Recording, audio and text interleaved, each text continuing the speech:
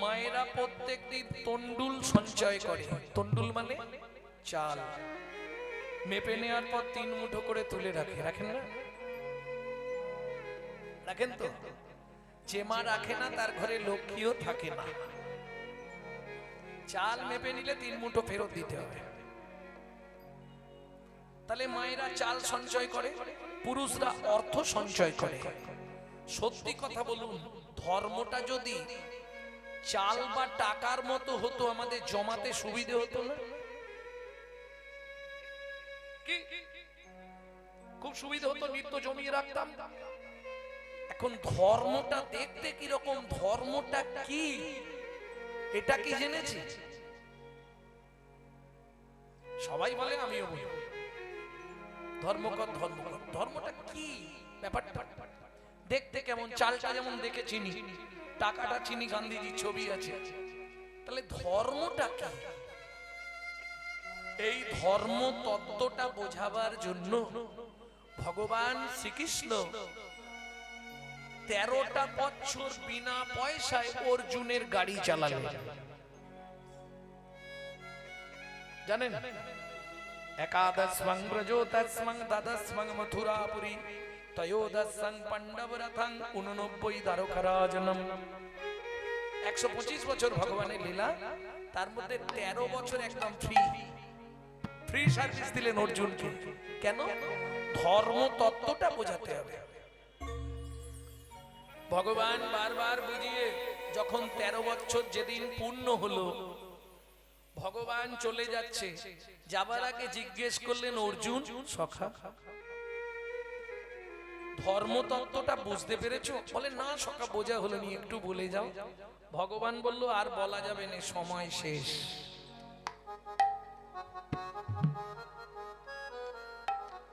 আর সময় নেই, বলা শেষ। পারলে বুঝে নাও, না পারলে থাক। এখন মা যদি কোথাও যায়, আসতে মা যদি সেজে গুজে কোথায় বেরোয়, বাচ্চা বাড়িতে থাকলে কি করবো? যাবো যাবো না, তুই ঘরে থাক, আমি তোর জন্য ভালো লজেন আনবো, ক্যাডবেরি আনবো, উমুক আনবো, তুমুক আনবো। ভোলান যাবো, ও তো শুনবে না, বায়না ধরেছে। তখন মা কি করে? দাঁতের ওপর দাঁত দিয়ে, যাবি এদিকে, যাওয়ার ধুম ধুম করে পিঠের ওপর, পিঠের চালে 2-4টে দেয়, দিয়ে হাতটা ধরে একবারে গিড় গিড় করে টেনে দিয়ে, চল চল। এখন ভগবানও বলবে না, অর্জুনও শুনবে না। সখা বলে যাও, সখা বলে যাও। ভগবান কি করবে? তখন মুখটা ঘুরিয়ে বললেন, অর্জুন সখা, যাহাই প্রশ্ন তাহাই উত্তর। সখা বুঝলাম না, বুঝতে হবে না, যাও। আগে ধর্ম রে পড়ে ধর্ম রে, ধর্ম রে পড়ে ধর্ম রে, ধর্ম রে পড়ে ধর্ম রে, আগে ধর্ম রে পড়ে ধর্ম রে, ধর্ম রে ধর্ম রে, ধর্ম রে ধর্ম রে, ধর্ম রে ধর্ম রে। ও গোসাই, কি? মরে যে ধরা যায়? আমি মরার কথা একবারও বলিনি। তাই তো বলছি, ধর্ম রে মরয়কার মোরে মানে বলো হরি হরি বল। আমি বলছি ময়কার রয়কার মোরে মানে আমাকে আগে ধর্ম রে পড়ে ধর্ম রে, আগে ধর্ম রে পড়ে ধর্ম রে, আগে ধর্ম রে পড়ে ধর্ম রে। আগে ধর্ম রে পড়ে ধর্ম রে, যখন ধর্ম লুপ্ত দেশ বিচিত্র ছিল গুপ্ত চিরকাল, যখন ধর্ম লুপ্ত দেশ বিচিত্র ছিল গুপ্ত চিরকাল, ধর্ম লুপ্ত দেশ বিচিত্র ছিল গুপ্ত চিরকাল, যখন ধর্ম লুপ্ত দেশ বিচিত্র ছিল গুপ্ত চিরকাল, নদিয়ায় এসে গৌরব এসে প্রচারিল সচির দুলাল, নদিয়ায় এসে গৌরব এসে প্রচারিল সচির দুলাল, নদিয়ায় এসে গৌরব এসে প্রচারিল সচির দুলাল, নদিয়ায় এসে গৌরব এসে প্রচারিল সচির দুলাল, ধর্ম লুপ্ত দেশ বিচিত্র ছিল গুপ্ত চিরকাল, যখন ধর্ম লুপ্ত দেশ বিচিত্র ছিল গুপ্ত চিরকাল, নদিয়ায় এসে গৌরব এসে প্রচারিল সচির দুলাল। নদিয়ায় এসে গৌরব এসে প্রচারিল সচির দুলাল। জয় রাধে। তাহলে বুঝে নিয়ে গেল তো ধর্মটা কি? ধর্ম আমাকে ধরে যেটা করবে সেটাই তোমার। ওই আগেকার দিনে দেখতেন না, বুড়ি বসন্ত খেলা হতো, বুড়ি বসন্ত, না জানেন না? ওই একজনকে বুড়ি করে আর মাথা ছুঁয়ে থাকতো, গোল গোল ঘর কেটে বসানো হতো না? মায়েদেরই খেলা, আমাদের নয়। হ্যাঁ, এটা গ্রামের দিকে হয়। ওইদিকে আলাদা নাম আছে, কি নাম? না না, থাকতে পারে। যেমন ধরুন মাটির গামলা নদিয়ায় বলে নাদা, দক্ষিণ 24 পরগনায় বলে মেজলা, আবার আমাদের হাওড়ার দিকে বলে ডাবা। একই জিনিস। আবার কোথাও বলে চাড়ি। বিভিন্ন দেশে বিভিন্ন নাম, একই জিনিস। সেরকম খেলারও বিভিন্ন নাম থাকতে পারে, সেটা নিয়ে হাসাহাসি করার কিছু নেই। অনেক নাম আছে একটা খেলা। তা যাই হোক, যে ছুঁয়ে থাকে সে কোনোদিন ধরা পড়ে না। ছাড় চকি ধরে ধরা পড়ে না। রামকৃষ্ণ পরমহংসদেব দক্ষিণেশ্বর কালীবাড়িতে বসে আছে বিকেল বেলা। বিকাল তখনও হয়নি, 3টের দিক হবে। ছপাক ছপাক করে জলে আওয়াজ হচ্ছে। ঠাকুর গিরিশকে বললেন, মাস্টার, ও গিরিশ, একবার দেখ তো কি ব্যাপার, কেশব মাস্টার এলো? হ্যাঁ ঠাকুর, কেশব মাস্টার এসছে। কেশব, বলো ঠাকুর। গিয়ে দেখো জলে আওয়াজ হচ্ছে কেন? বলে, ও ঠাকুর, কি হয়েছে জানো? কি? মাঝিরা খেতে গেছে, আর মাঝিদের ছেলেগুলো নৌকা নিয়ে এদিক ওদিক করছে। মানে ওরা প্র্যাকটিস করছে, অভ্যাস করছে, যাতে পরবর্তীতে ওরাও নৌকা চালাতে পারে। ঠাকুর চোখটা বন্ধ রাখলেন খানিকক্ষণ, তারপরে হঠাৎ চোখ খুলে বলছে, আচ্ছা কেশব, কি? গিয়ে দেখো তো, ওরা যে নৌকা নিয়ে এদিক ওদিক করছে, কেউ ঘাটে ঠেকাতে পারছে? কেশব মাস্টার চলে গেল। বেশ খানিকক্ষণ পরে এসে বলে, না ঠাকুর, শুধু এদিক আর ওদিক করছে, ঘাটে কেউ নৌকা ঠেকাতে পারছে না। এইটাই তো আমি জানতে চাইছিলাম কেশব। যতক্ষণ মরে না ধরতে পারবে ততক্ষণ সে ঘাটে ঠেকতে পারবে না। প্রেম সে বলো চৈতন্য মহাপ্রভু কি জয়। তবে এই কথাগুলো একটু বাঁকা কথা, তো বুঝতে একটু কষ্ট হবে। এ রসিক ছাড়া কেউ বুঝবে না। রসিক জানে কি মজা ভাই, রসিক জানে কি মজা। অরসিকে করলে পিরিত কাঠ খোলাতে চাল ভাজা, কাঠ খোলাতে চাল ভাজা। রসজ্ঞ কোকিলে খায় প্রেমাম মুকুলে, প্রেমাম্য মুকুলে। চৈতন্য চরিতামৃত থেকে বলছি। অরসজ্ঞ কাক চুষে জ্ঞান নিম্ন ফলে। ওগো জ্ঞান নিম্ন ফলে। যারা অভক্ত, যারা অরসিক, তারা নিম ফল খেয়ে বলে, আ কি মিষ্টি। কেন? সে তো অমৃতের সন্ধান পায় না, তার কাছে নিম ফলটাই মিষ্টি লাগে। আর যে অমৃতের সন্ধান একবার পেয়ে গেছে, তার কাছে নিম ফল কেন, যদি রাজভোগ এনে দেন তার কাছে মিষ্টি নয়, তার কাছে লীলামৃত সুধার রস হলো সব থেকে বড় মিষ্টি। নিতাই গৌর হরি বল। বুঝে নিয়ে গেল। তাহলে চলুন, যখন ধর্মলুপ্ত দেশ বিচিত্র ছিল, গুপ্ত চিরকাল, নদিয়ায় এসে গৌর বেশে প্রচার করছে সচিত্রা। নদিয়ার রাজপথে মহাপ্রভু দাঁড়িয়েছে। কি করছে? দান দেহ, দান দেহ বলি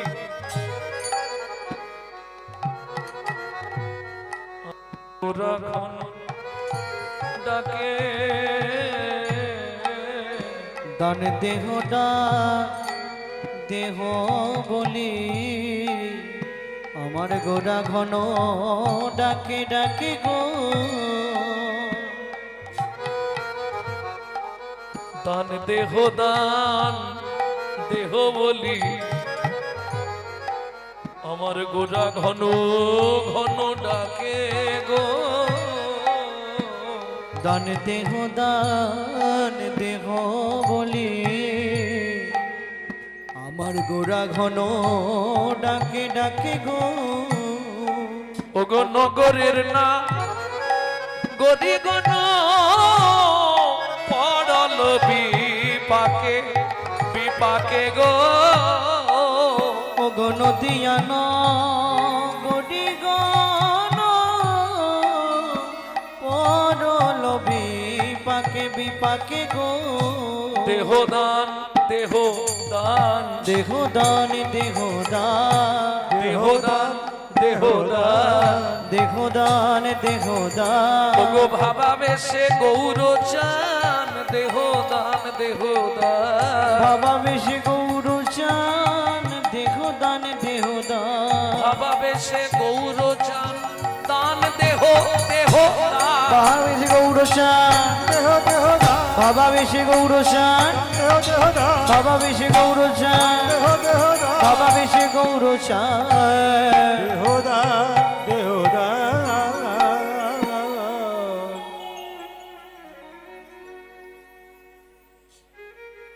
দাও ও মাইরা ধরুন আপনারা রাস্তা দিয়ে হেঁটে যাচ্ছেন হঠাৎ করে দেখতে সুন্দর একজন রূপের মানুষ রাস্তায় আপনাদেরকে ঘেরলো এই দাঁড়াও আপনারা দাঁড়ালেন তার দিকে তাকালেন যা দেখলেন অবাক দিগল দিগল চাঁচর চিকুর টানা টানা পটল চিরা চোখ আজ আনো অমৃত ভুজো তো তখন তো স্বাভাবিক এইরকম একজন রূপের মানুষকে দেখলে দাঁড়াতেই হয় হঠাৎ আমাদের দাঁড় করিয়ে দিয়েছে এত বড় দেখে মনে হচ্ছে কোনো রাজবাড়ির ছেলে অথচ হাত পাচ্ছে কেন দেখ দেখ কি আছে মেয়েরা কেউ হাত পাতলে সবার আগে কি করে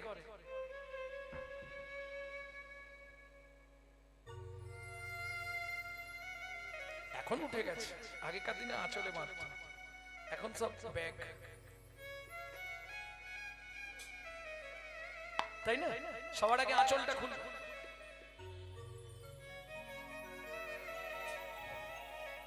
কি দেব বলো মহাপ্রভু বলছে দেহ দান আরে বুঝতে পেরেছি তুমি দান চাইছো তাই তো হ্যাঁ তা কি দেব কি দান নেবে বলো বলছি বলছি তো বুঝতে পারছো না আমার কথা দেহ দান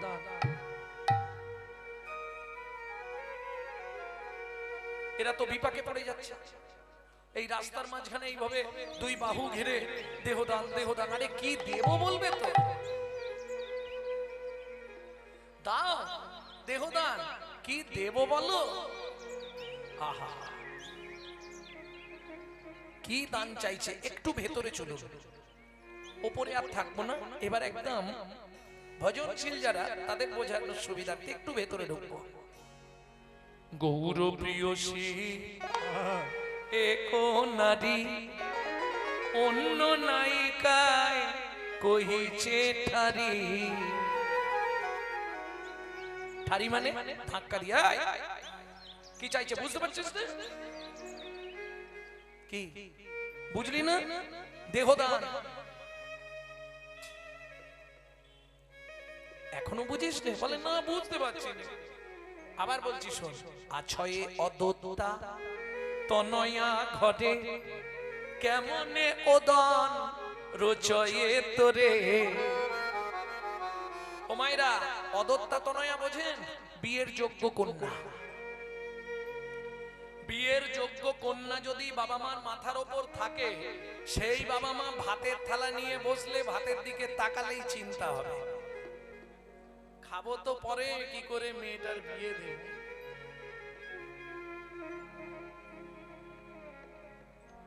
হ্যাঁ তা বুঝলাম আমার ঘরে আবার মেয়ে কোথায়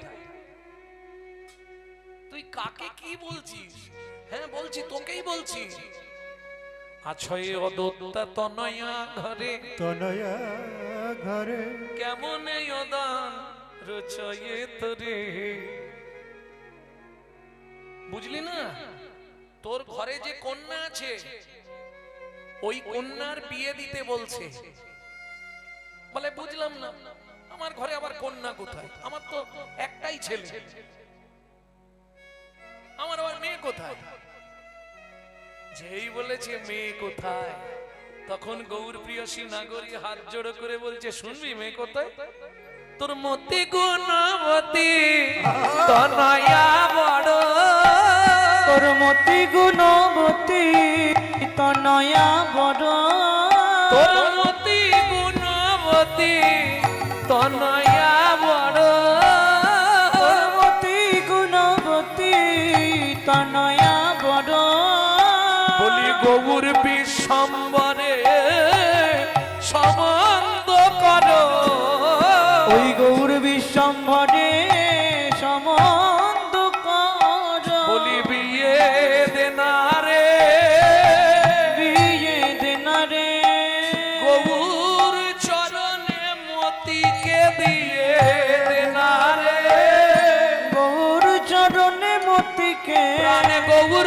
তোমার হলাম বলে গৌর চরণে মতিকে গৌর তোমার হলাম বলে গৌর চরণে মতিকে বিয়ে দেনারে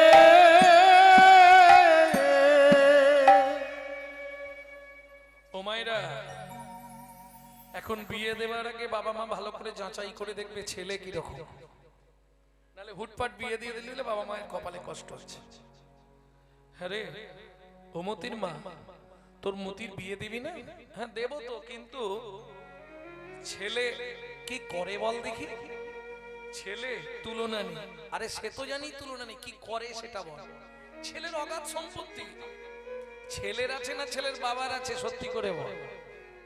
বলে না না ছেলের আছে, নিজের সম্পত্তি, বাইরের কারণে। সে কি সম্পত্তি রে? শুনবি মতির মা, রূপে গুণে শিলে অসীম ভূ, রূপে গুণে শিলে অসীম ভূ। এই যে পদাবলী আপনাদের শোনাচ্ছি, এটা পাবেন আমাদের আশ্রমের গ্রন্থে, একমাত্র সমাজবাড়ি সাধক কণ্ঠমালা এই পদাবলীটি পাবেন। এই পদটি আমার জীবনে প্রথম আমি যখন গুরুদেবের কাছে গেলাম, খুব ছোট তখন, আমার গুরুদেব ছিলেন সর্বত্যাগী। এক কথায় সবাই চিনত নবদ্বীপের বুকে চট পরা বাবা। চটের বিছানা, চটের বালিশ, চটের মশারি, চট পরতেন, চট গায়ে দিতেন, বস্ত্র ত্যাগ করে দিছিলেন, চট পরতেন। প্রথম যাওয়ার পর আমার গুরুদেব দীক্ষা দেওয়ার ঠিক 15 দিনের মাথায় এই পদটা আমাকে শোনাচ্ছে, বাবা এইটা হৃদয়ঙ্গম করে নে, মনমতিকে গৌর চরণে বিয়ে দিয়ে দে, আর কোনো চিন্তা থাকবে না। এ জগতে যারা গুরু চরণ আশ্রয় করে মনমতিকে গৌর বরে সম্বন্ধ করেছে, তাদের আর ইহকাল পরকালের কথা ভাবতে হয় না। ও নাগরী ও নগরে রূপে গুণে শিলে অসীম ভূ, অসীম বিদ্যায় বিশরৎ রসিক এসব জানিয়া সম্বন্ধ কর, তোর মতি গুণবতী তনয়া বড়। শোন,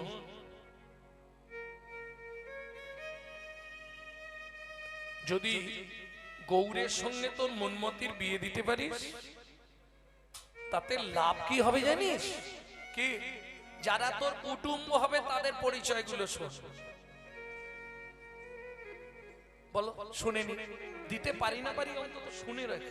কি 64 মহান্ত দ্বাদশ গোপাল, 64 মহন্ত দ্বাদশ গোপাল, সম্বন্ধ করিলে খুলিবে কপাল, সম্বন্ধ করিলে খুলিবে কপাল।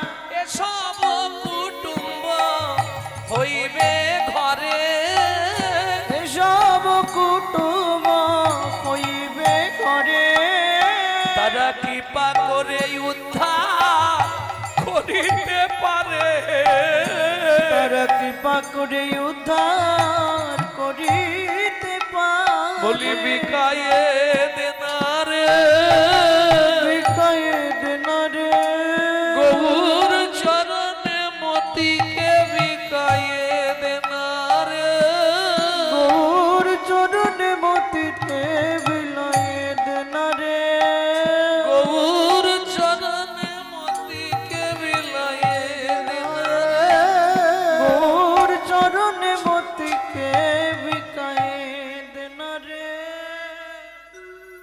তোর কথা বুঝলাম, কিন্তু হ্যাঁ রে, যৌতুক তো দিতে হবে। যৌতুক না দিলে কোনো ছেলে মেয়েকে বিয়ে করবে? করবে না। কি যৌতুক দেবো?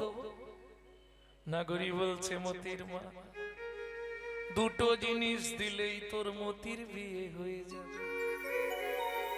দুটো জিনিস? সে তো আমিও জানি, সোনা আর টাকা, তাই না? সোনা আর টাকা দিলে সঙ্গে সঙ্গে বিয়ে হয়ে যাবে, হবে না?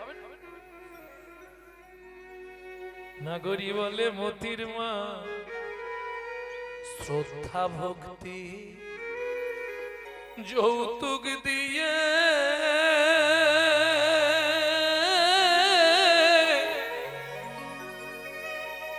দাও না আমার মতির বিয়ে। শ্রদ্ধা ভক্তি যৌতুক দিয়ে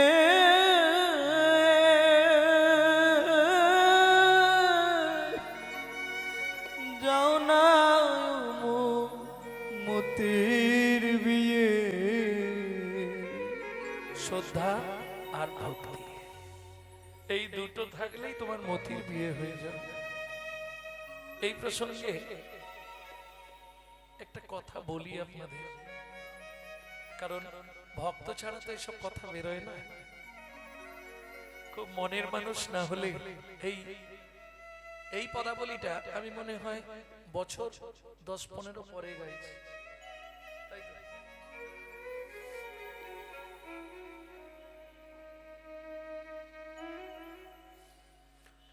দুটো জিনিস যৌতুক দিলে তোর মতির বিয়ে হয়ে যাবে। তোর মন মতির বিয়ে দিতে দুটো জিনিস লাগবে, শ্রদ্ধা আর ভক্তি। এই প্রসঙ্গে একটা কথা বলি। একজন চাষা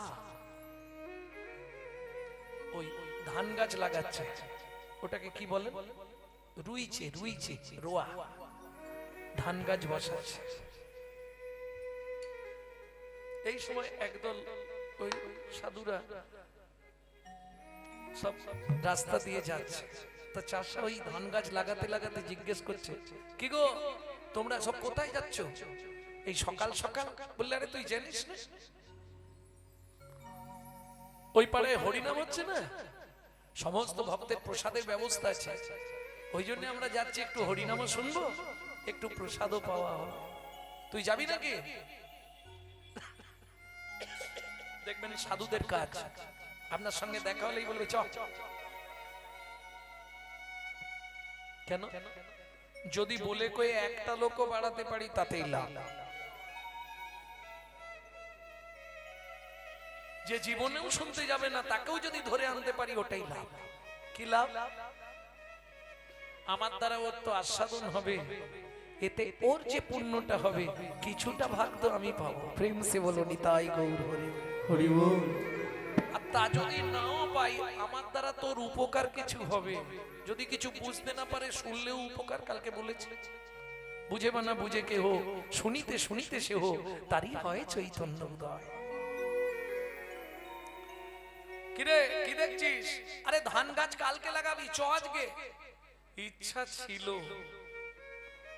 ধান গাছটা না লাগালে আবার খাবো কি? শোন, ধান গাছ কিন্তু কালকে লাগানো যাবে। ও রোয়ার জন্য এনেছিস ব্যান, তো নষ্ট হবে। কি বলে ব্যান বলে? ও নষ্ট হবে, কিন্তু হরিনামটা কালকে আর পাবি না। যদি যেতে চাস তো চ, আমরা দাঁড়াচ্ছি। তোমরা দাঁড়াবে?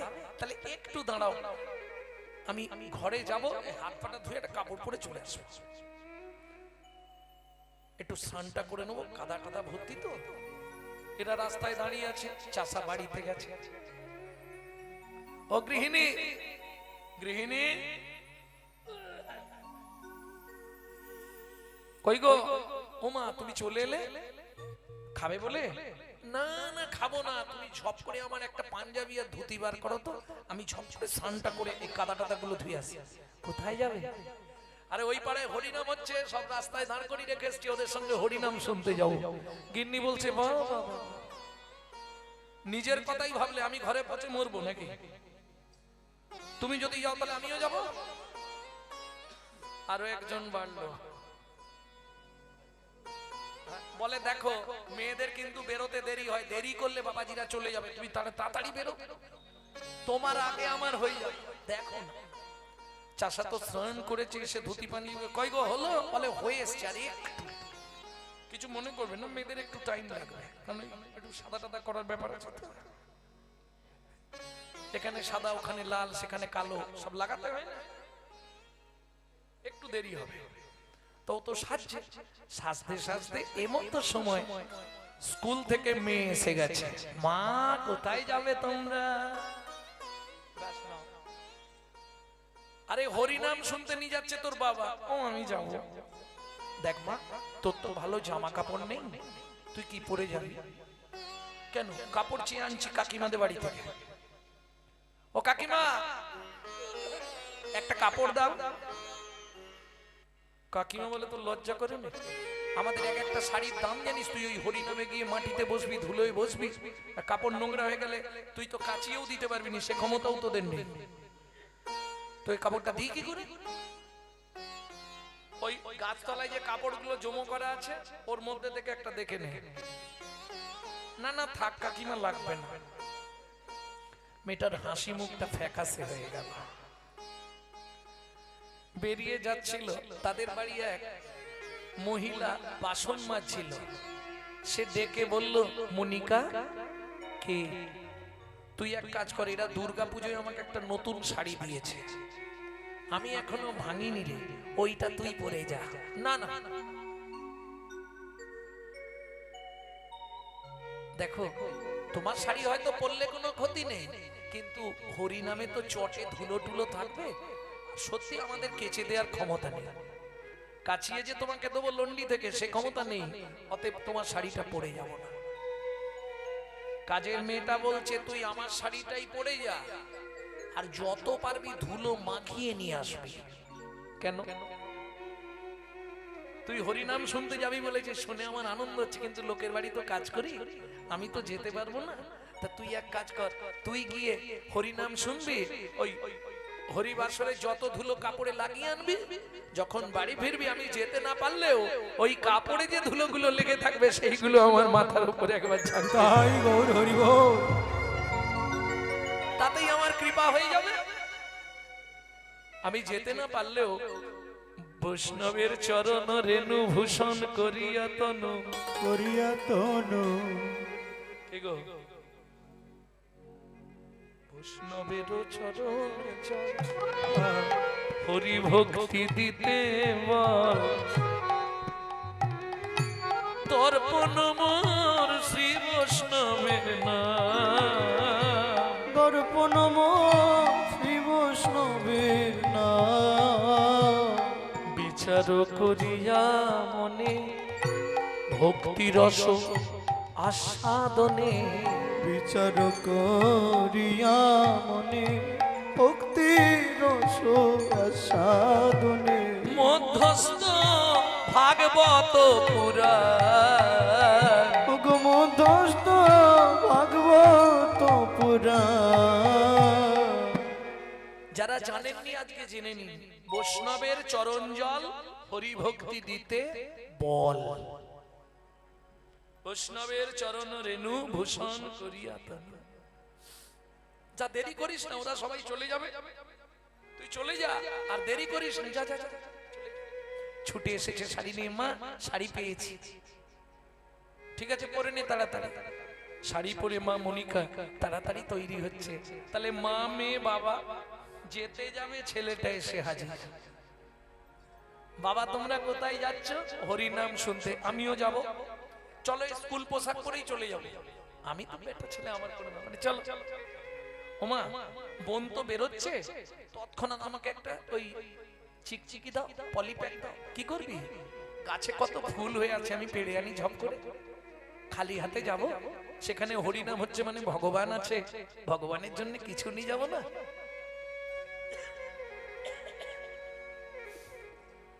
বুদ্ধি দেখো, ওইটুকুনি ছেলে ওই একটা প্যাকেটের ঠোঙা নিয়ে চলে গেছে গাছে।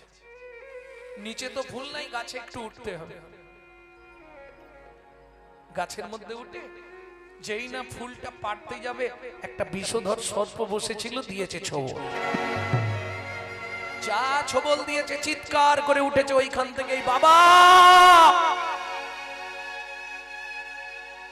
গাছ থেকে একবারে ভয়ে পড়ে গেছে মাটিতে, পড়ে গিয়ে উঠে দাঁড়িয়ে ভাবছে না আওয়াজ করা যাবে না, মুশকিল, তাহলে বাবা মার হরিনাম শোনা হবে না, যা হয়েছে হয়েছে, ফুল যা পেড়েছি এইগুলো নিয়ে বরঞ্চ চলে যায়। ছুটে এসছে, বাবা চলো, হয়ে গেছে, চলো। ওদিকে সারাটা শরীর যন্ত্রণায় ভারী হয়ে যাচ্ছে, নীল হয়ে যাচ্ছে শরীর। চাষা তার ছেলের হাতটা ধরে আছে, মা মেয়ের হাত ধরেছে, চলেছে হরিনাম। এসে বসেছে, ছেলেটা বলছে, বাবা বাঁ হাতে কিন্তু ফুলের ওই পলিটা ধরে আছে। বাবা ফুলগুলো তো এখন দেওয়া হয়নি, কেউ তো ওখানে নেই, এখানে নাম চলছে, চলো সবাই নাম শুনছে, আমরাও বসে বসে নাম শুনি। বসেছে ছেলেটা বাবার কোলের কাছে। কি রে, কি হচ্ছে তোর, এরম করছিস কেন? বাবা আমি একটু শুয়ে পড়বো। যখনই বলছে শুয়ে পড়বো, তখনই চাষার চিন্তা লেগেছে, কি হয়েছে বাবা তোর, শরীর খারাপ লাগছে? না না, তোমরা হরিনাম শোনো, আমি একটু শুয়ে পড়ি, আমার একটু কেমন কেমন লাগছে শরীরটা। বাবার কোলে মাথাটা রেখে হরিনাম শুনতে শুনতে ফুলের পুটলিটা মুঠো করে হাতে ধরে মনে মনে ভাবছে, এ জীবনে বুঝি তোমার চরণে আর ফুল দেওয়া হলো না, আমার হাতের ফুল বুঝি হাতেই রয়ে যাবে। হে গোবিন্দ, হে গোবিন্দ, আমি দিতে পারি বা না পারি, তুমি কৃপা করে এসে নিজের চরণে ফুলগুলো নিয়ে নিও। তাই গৌর হরি বল।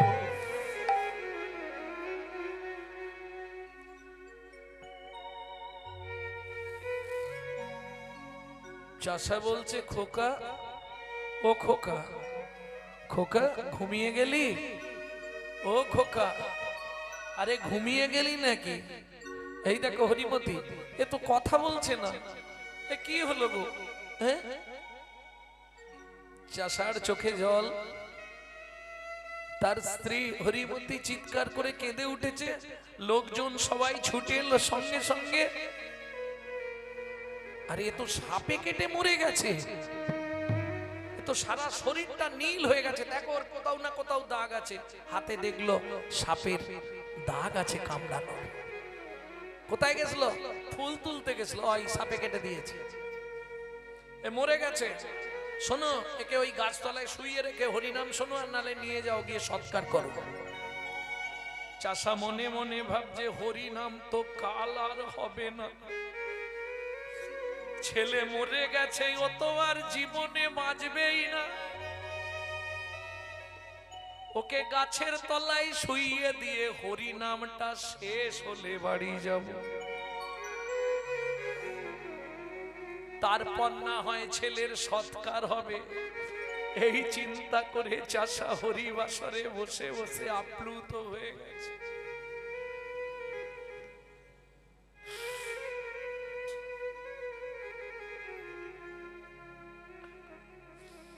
আপন মনে হরিনাম, কিন্তু মায়ের মন তো মানে না গো।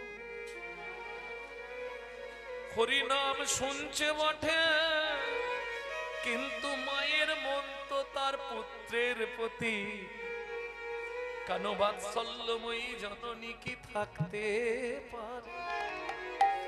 হরিনাম শুনতে শুনছে, কিন্তু মায়ের নয়ন জলে, বুক এসে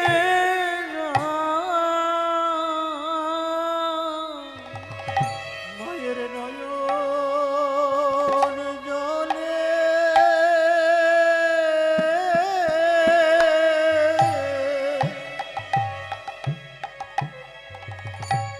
বুক ভেসে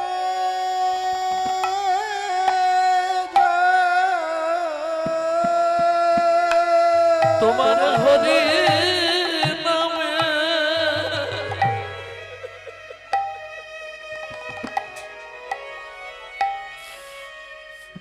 এই কি মহিমা,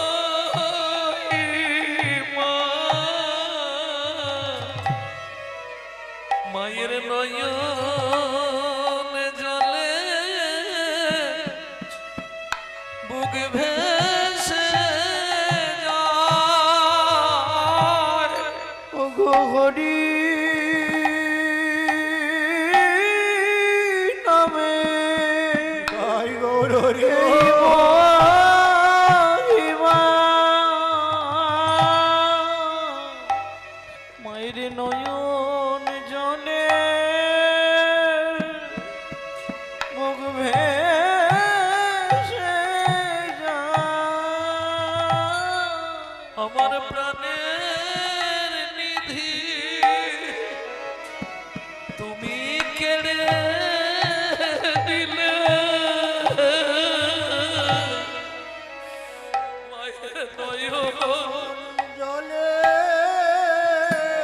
জলে মুখ ভেসে যায়। আমার নয়ন মনি তুমি কেড়ে নিলে, মায়ের নয়ন জলে জলে বুক ভেসে যায়। নামে গাছ নাচে, হরি বল। শুনেছি মোরা আছে নামের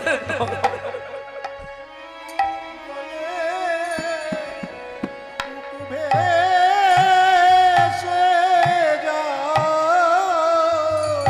এই নামের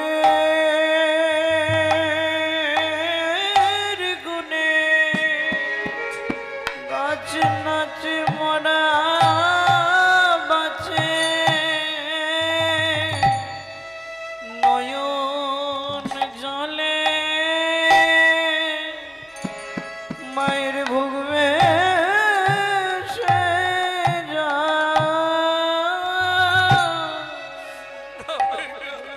গাছ নাচে মরা বাঁচে, মায়ের নয়ন জলে জলে বুক ভেসে যায়।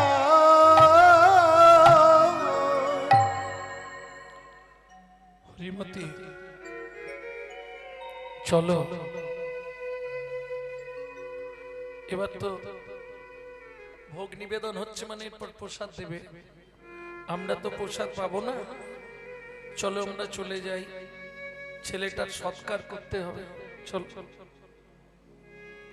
হরিমতি কন্যার হাতটা ধরেছে, তিনজন বেরিয়ে এসেছে যেখানে শুইয়ে রেখে গেছিল গাছের তলায়। লোকজন সবাই দাঁড়িয়ে দেখছিল, আর তো কেউ নেই। তাহলে কি এরা অন্য কোথাও ফেলে দিয়েছে? ও ভাই, এখানে যে মোড়া একটা শোয়ানো ছিল, হ্যাঁ ছিল তো, কিন্তু আমি তো দেখিনি।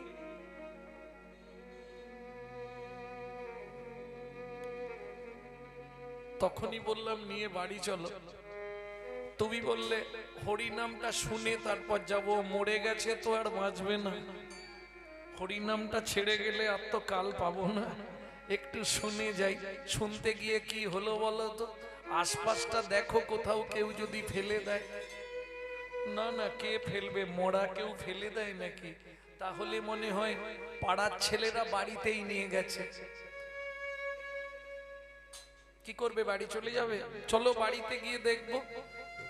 দাঁড়াও, এতক্ষণ হরিনাম শুনলাম, ভগবানকে তো ভেট দেওয়া হলো না, ভগবানকে কিছু দিয়ে যেতে হবে ভগবানের সেবার জন্য। আহা, চাষা হরিমতি আর মনিকাকে সঙ্গে নিয়ে যেখানে গোবিন্দের মন্দির, মন্দিরের সামনে এসে চুপ করে দাঁড়িয়ে কাঁদছে আর প্রণাম জানাচ্ছে, কাঁদতে কাঁদতে যেই না চোখটা খুলেছে দেখেই চমকে উঠল।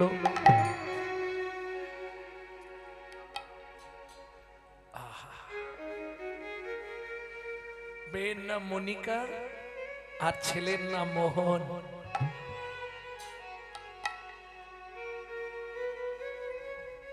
যেই না চাষা চোখ খুলেছে দেখেই বিস্ময় হলেন হতবা। কি দেখে?